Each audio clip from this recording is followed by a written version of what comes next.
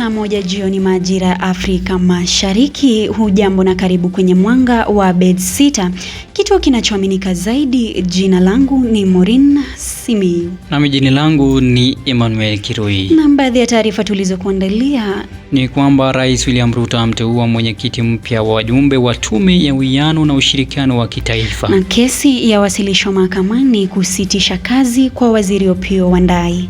Tuju asema atazikwa ndani ya saa 48. Mwakilishi wa wanawake Kakamega afungua kesi ya kashfa dhidi ya Gavana Baraza, adai fidia shilingi milioni 18. Taarifa kamili. Bedsitter FM, the voice of the jungle. Rais William Ruto amemteua mwenyekiti mpya pamoja na wajumbe wa Tume ya Uwiano na Ushirikiano wa Kitaifa, uteuzi ambao sasa unasubiri kupitishwa na bunge la kitaifa.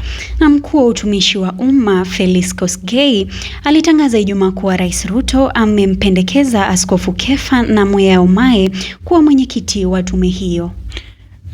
Na kwa taarifa nyingine ni kwamba kesi imewasilishwa katika Mahakama Kuu ya Milimani ikiomba kusimamisha kwa Waziri wa Nishati na Petroli Opiyo Wandayi kwa madai ya kuhusika katika uagizaji usio halali wa mafuta yasiyo na viwango vinavyohitajika. Malalamishi Francis Owino ameomba mahakama idhibitishe swala hilo kuwa la dharura na kutoa amri za muda zitakazomzuia Wandayi kutekeleza majukumu ya ofisi yake hadi kesi hiyo itakaposikilizwa na kuamuliwa.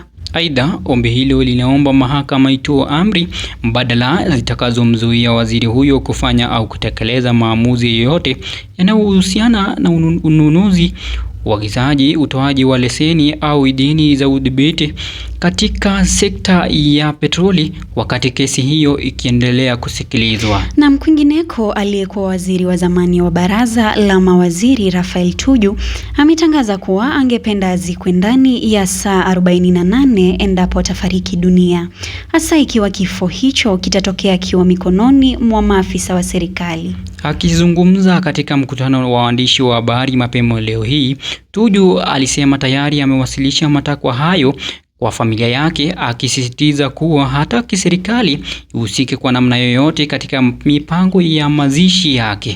Katika ujumbe uliokuwa na hisia nzito, waziri huyo wa zamani alisema yuko tayari kisaikolojia kwa lolote linaloweza kutokea, ikiwa ni pamoja na kile alichokieleza kama uwezekano wa kuteswa. Na tukielekea katika kaunti ya Kakamega ni kwamba mwakilishi wa wanawake wa kaunti ya Kakamega Elsie Muhanda Busilihe amewasilisha kesi ya kashfa akidai fidia ya shilingi milioni 18 dhidi ya gavana wa Kakamega Fernandes Barasa kufuatia madai ya matamshi ya kumdhalilisha yaliyotolewa hadharani.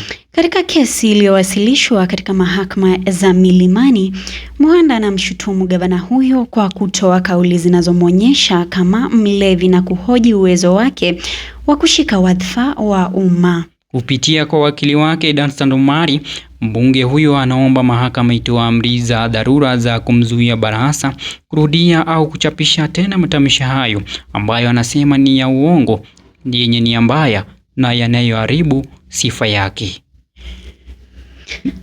Na msikilizaji, kufikia hapo hatuna la ziada ila kukutakia kila laheri. Endelea kutegea Bedsitter FM, kituo kinachoaminika. Tufuate katika mitandao ya kijamii Facebook, Instagram na hata TikTok upate uondo zaidi. Jina langu ni Emmanuel Kirui. Na mimi ni Maureen Simiyu, siku zote nitaitika.